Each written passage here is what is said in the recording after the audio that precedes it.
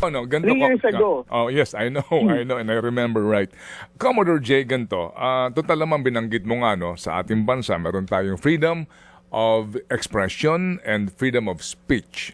So siguro, ilatag natin sa konteksto na kung meron kang sinasabi at tumututol ang iba, lalo na ang mga kagalang-galang ng mga senador, ginagalang mo din sila.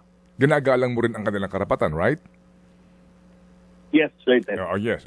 Para natin mailatag kasi nga lahat tayo may karapatan na sabihin ang ating saloobin at kung ang isang taong gobyerno ay meron ka din gustong ipula sa kanila, gobyerno sa gobyerno, pwedeng magsalita din. But particularly, ano ang ayaw mo dito sa kanilang sinasabi, kung meron man? Alam mo, Sir Ted, ang pinakaayaw ko sa lahat, yung sabihin, i-give up na natin ang laban natin sa West Philippine Sea. I-give up na natin ang Kalayaan Island Group. Wala tayong basihan sa pagtindig natin sa ating karapatan sa West Philippine Sea. Hindi to in line sa international law. We violate UNCLOS dahil excessive ang claim natin. I mean, those kind of statements ang pinakaayaw ko dahil you are undermining our own position. Let's take for example the Kalayaan Island Group. Alam mo, Sir Ted, may mga message sa akin, mga anak ng retired na Marines, no? Na ang mga tatay daw nila, at some of them or even lolo pa nga yata, na na-assign sa Kalayaan Island Group. They were saying that my father was assigned in Kota Island, yung binabanggit ni Senator Marcoleta. And yung mga kasama daw nila, dahil it would take months, wala pang Starlink noon, wala pang internet, wala pang cellphone, wala pang sat phone, radyo lang, minsan wala pang signal. Etong mga tao na to nagkaroon ng mental health issues, no? Dahil buwan na nandun sila, ang tinatanaw lang nila karagatan. So, looking at it, parang kung ikaw, kamag-anak mo, magulang mo, lolo mo, nag-risk ng kanyang panahon, buhay, at kalusugan dito sa laban natin sa West Philippine Sea. And ngayon, we're going to hear somebody saying na i-give up na lang natin to. Parang, ano ang tinindigan ng mga ninuno natin? No? Ano ang tinindigan ng magulang ko or ng lolo ko when he was assigned there? Kung i-give up na lang natin to ngayon. Secondly, pag pupunta ako ng Pag-asa, Sir Ted, no? Makikita natin yung mga bata dito eh. Lagi kong sinasabi, there are children there, mga bata. Kaya when I posted the photos ng mga bata, para maintindihan ng mga kababayan natin, mga Pilipino to eh, na sinasabi ni Senator Marcoleta na labas sa exclusive economic zone natin. Pero itong mga Pilipino na to, i-give up na ba natin to? Dahil labas sila, hindi na kayo parte ng Pilipinas. Dahil according to Senator Marcoleta, labas ng exclusive economic zone. Ito yung nakakagalit, nakakalungkot, nakakadismaya. Hindi ko alam, mixed emotion na Sir Ted eh. Na parang bakit ba natin pinahihina mismo ang sarili nating posisyon? Commodore, kahapon we're trying to reach the office of the good senator nga para makuha ang kanyang pahayag tungkol pa rin sa isyong ito and other issues. Pero ilatag ko lang yung kanyang sinasabi na side niya rito sa parang misinterpretation ng marami sa kanyang sinabi during the CA confirmation hearing. And if I may quote him, ang sinasabi lang naman niya, no? Sabi niya, for the WPS to be listed dito nga sa IHO, itong International Hydrographic Organization, we need to deposit maps to the UN to notify the world that we are usurping part of the high seas, including the KIG to the WPS, since the KIG lies beyond our EEZ. And that is clear naman, di ba? Nasa labas talaga siya ng EEZ natin. I said that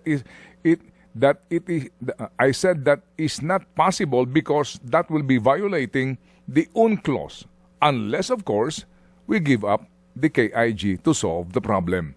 Yun daw ang tamang konteksto sa kanyang sinabi. Ano ang iyong masasabi naman doon? Alam mo, Sir Ted, ilang beses nang nai-replay yung sinabi niya doon. Meron pa ang video doon na sa social media, yung Marcoleta versus Marcoleta. Kino-compare yung statement niya during the CA and then yung statement niya ngayon.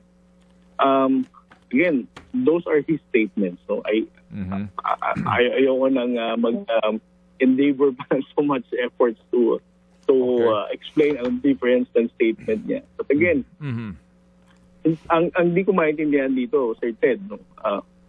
Ano ba ang issue talaga pagdating sa Kalayaan Island Group? Because whether he admits or not, napaka-clear ng sinabi niya doon. Let's just give up Kalayaan Island Group.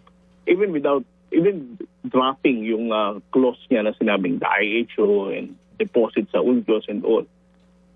Kahit pa to give up the Kalayaan Island Group means giving up those people who live there and the heroism na pinagdaanan ng ating armed forces of the Philippines for us to maintain our presence in the Kalayaan Island Group for over the decades already. Okay. That's, palagay ko naman is, kumbaga ngayon, yung reasoning is, duly noted, Mr. Chairman. Kumbaga gusto ko na munang ipagpapahingahin yung isyong yan. Pero sa ngayon, dito sa kahapon nga, siguro nanonood ka ba during the debate of Senator Pangilinan, yung sponsor ng Senate resolution at nitong si Senate Minority Leader Cayetano? Yes, Sir Ted. I would like to thank Senator Pangilinan for really standing up for me to support the resolution. Okay. Ganito, ano ang nararamdaman mo na ikaw yung subject matter dito? Nakailang banggit na para, ito nga, no? And if I may just quote yung bahagi ng kanilang debate, no? We cannot pass, ika ni Senador Cayetano, we cannot pass this resolution saying that Commodore Tariela is correct because he's wrong.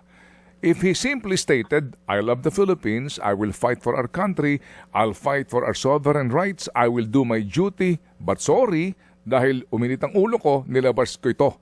Pero hindi official yan. Tapos tayo. Yung sinasabi ng Minority Leader.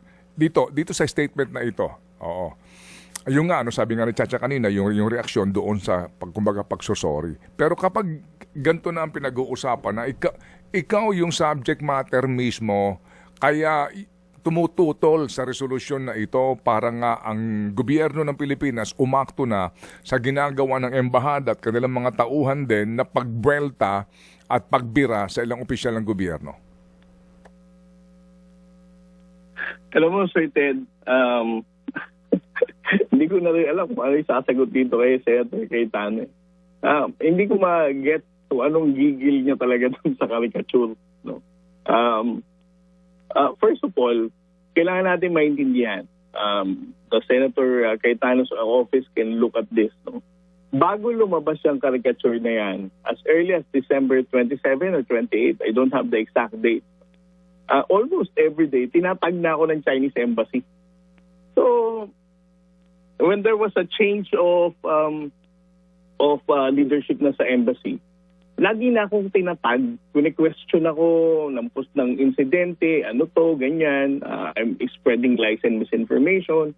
And then, nagtulo ako sa binil, nagsalita ako, and unfortunately, yung unofficial na statement na yan, because I'm engaging with the students, came out. At yan ang naging opening nila for me to be dragged sa sinasabing I'm not following the proper decorum and that's undiplomatic.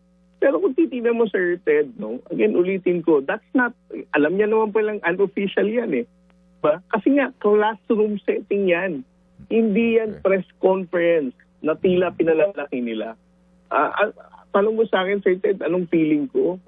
Nalulungkot talaga ako eh. Nalulungkot ako in a way na bakit ba natin pinag-uubusan ng panahon ang caricature? Bakit kapag may insidente, hindi naman ganyang kaingay si Senator Cayetano na magpatawag tayo ng Senate committee hearing or plenary debate natin yan dahil winater canon ang kababayan nating mangingisdang Pilipino. Winater canon ng Philippine Coast Guard. Pero believe ako kay Senator Cayetano, napaka-passionate niya pagdating sa caricature. He also talks about decency, proper way to engage. Bakit? He was the former Secretary of Foreign Affairs during the time of President Duterte. When President Duterte said a lot of things against President Barack Obama, the Pope himself, nag-red flag ba siya? Na sinasabi niya, wait, Mr. President, in accordance sa decorum to. Diba? But when we talk about China, because of the caricature that made Xi Jinping upset or whoever else in the Chinese Communist Party, ganito siya ka-passionate. Diba? Hindi ko yan maintindihan, Sir Ted. Alright, just for the record rin, ano po kami na tumawag na rin po sa office ni Senator Cayetano para nga po makuha ang kanyang panig dito po sa isyong ito. Ngayon, Commodore J, reaksyon ninyo sa mga sa dami ho din kasi may natutuwa sa inyo, meron din po namang galit na galit sa inyo. Sinasabi po ng mga nasa kabilang banda yung galit sa inyo na you are enjoying the limelight, no? Nagmamala, rockstar ka, na ngayon baka ito rin po ang maging stepping stone mo para sa iyong ambisyong politikal. Yan ang sinasabi ng iba. Itong isyong ito ngayon, kumbaga, ano ang iyong reaction doon? Alam mo, Sir Ted, I'm just 44 years old. No? Ako ang youngest flag star rank sa buong uniform services. I have a very good career ahead of me. And as of this time, I was also promoted now for my second star. I'm just waiting for the approval of the President. I have a very good career sa Philippine Coast Guard.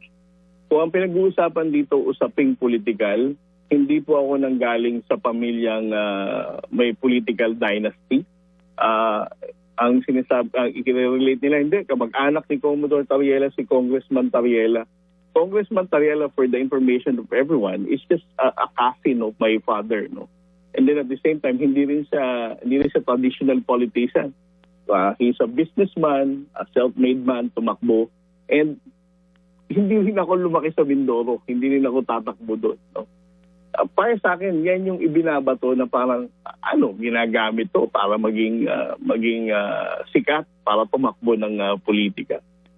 Secondly, yung issue na nag-i-enjoy, I don't think na enjoying ako eh. Di ba? Sabi ko nga, this is a very heartbreaking job eh. Every day, makikita mo mukha mo sa social media, minamak ni Senator Cayetano, sina-challenge si Senator Marcoleta. Mukha bang enjoying to? Diba, Sir Ted? I mean, again, nakakapagod na rin, di ba? Kung pwede na nga lang sabihin, ayoko nang gawin to eh. I give up, I resign. Tama siguro sinabi ni Senator Cayetano, mag-vlogger na lang daw ako. Di ba? Pero I need to keep on doing this eh. And again, your question as to my political aspiration. This is not something that I'm doing because I wanted to be popular, because I want to run for public office.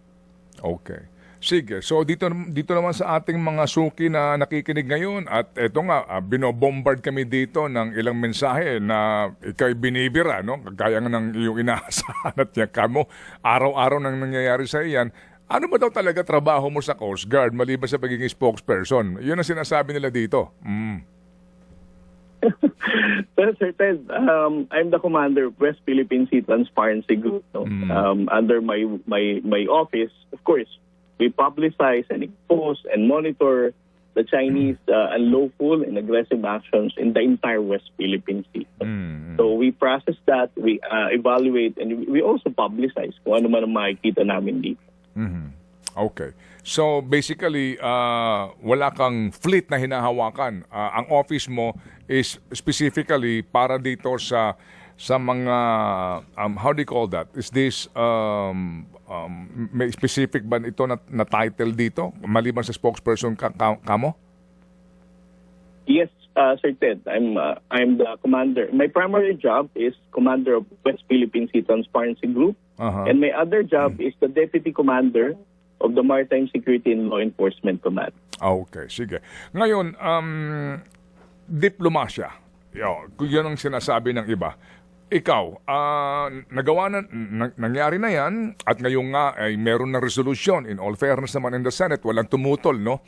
Doon sa subject to stand na lang daw. Kumbaga wordings ng resolution yung kanilang ilalabas na final copy. Pero lahat naman po supposed to be sumang-ayon doon sa resolution na pinangunahan nila Senador Pangilinan. Ang sinasabi, diplomasya ang pamamaraan to deal with China. again, despite ang sinasabi mo at na binabalita namin dito halos araw-araw na pambubuli ng China sa ating mga fishermen, sa Philippine Coast Guard, etc., diplomasya. Ano ang tugon mo doon? Dapat diplomatic pa rin tayo, meaning wag tayong gagamit ng mga salita na baka ikagalit ng Chinese Embassy at ng Beijing. Well, Sir Ted, diplomacy remains to be open. No? Diplomacy remains to be our primary strategy in dealing with China. The mere fact na the Department of Foreign Affairs still has diplomatic engagement with the People's Republic of China, at gaya na sinabi ni Pangulong Marcos, yan pa rin naman ang ginagamit natin. I think it's a misconception na ang information strategy natin na ginagawa against China is the only thing that we're doing. Of course, the diplomatic negotiation remains to be open. While at the same time, we engage with them diplomatically, but at the same time, we also tell them na ito ang ginagawa ng China Coast Guard sa amin. Ito ang ginagawa ng China Coast Guard sa mga maistang Pilipino. It's wrong to think na diplomacy is already a shut door. Open pa rin naman ito. Alright. O sige, so ngayon dito may mga reaksyon naman din na sinasabi na alam mo effective yan si Tariela kasi napipikuntong China o sa kanyang mga sinasabi at inilalabas na mga katibayan sa pambubuli ng China. Effective ka naman daw sa puntong yun. Reaksyon mo doon? Well, gaya ng sinabi ko, Sir Ted, 3 years ago when you first interviewed me, ang usapin ng West Philippine Sea hindi pa ganitong kataas ang kamalayan ng Pilipino. More than 94% based on the last survey last December supported the transparency efforts dahil sabi ng mga Pilipino mas naiintindihan nila, mas nakikita nila at mas nararamdaman nila ang laban sa West Philippine Sea. And not to mention the fact, alam mo Sir Ted, nung nagsimula tayo ng transparency efforts, noong mga first few months natin, ang mga embahada sa Pilipinas, ang sinasabi lang lagi nila, the Embassy of Blanc is worried about the tension in the South China Sea. Ang China noon, parang si Voldemort sa Harry Potter, a person that cannot be named. No? So pag nagbigay sila ng statement, hindi nila matawag ang China Coast Guard, Chinese government. But because of our transparency for almost 2 years already, tingnan mo ngayon ang mga statement kapag may insidente. The Embassy of Blanc is concerned about the Chinese Coast Guard, People's Republic of China, Chinese Maritime Militia. And para sa akin, that's how effective this initiative is, no? In getting the international community to realize that we really need to call out, to have a collective action to condemn the illegal activities of the People's Republic of China. Okay, sige. So, Commodore J, muli salamat sa iyong panahon na ibinigay sa aming programa at kami ay muling tatawag sa iyo kung kinakailangan din ng pagpapalaganap ng informasyon para sa kapakanan ng ating mga tropa at mga mangingisdang Pilipino sa West Philippine Sea. Mabuhay, Commodore J.